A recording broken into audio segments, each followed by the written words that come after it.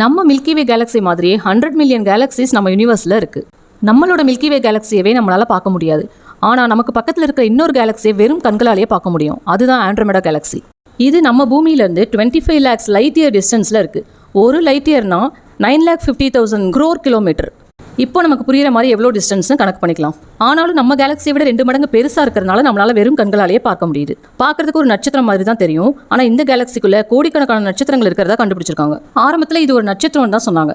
1920 Edwin Hubble அப்படிங்கிற ஒரு scientist இது ஸ்டார் கிடையாது கேலக்சின்னு சொன்னார். ஜென்ரலாக கேலக்சிஸ் வேற வடிவங்களில் இருக்கும். For example spiral Galaxy, elliptical Galaxy, irregular Galaxy அப்படின்னு 3 வகையாக பிரிக்கலாம். இந்த ஆண்ட்ரோமெடா கேலக்சி நம்ம மில்கி வே கேலக்சி மாதிரி ஸ்பைரல் ஷேப்ல இருக்கு. மில்கி வே கேலக்சி 1,00,000 ஒளியாண்டுகள் நீளமானது. இதுல 10,000 to 40,000 கோடி ஸ்டார்ஸ் இருக்கு.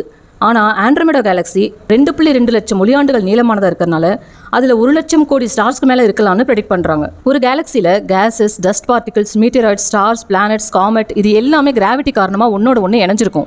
ஆண்ட்ரோமெடா கேலக்சியை சுற்றி எலக்ட்ரிக்கலி சார்ஜ் கேசஸ் இருக்கிறதா கண்டுபிடிச்சிருக்காங்க. இதை சுற்றி 20 சேட்டலைட் கேலக்சிஸ் வலம் வந்துட்டு இருக்கு.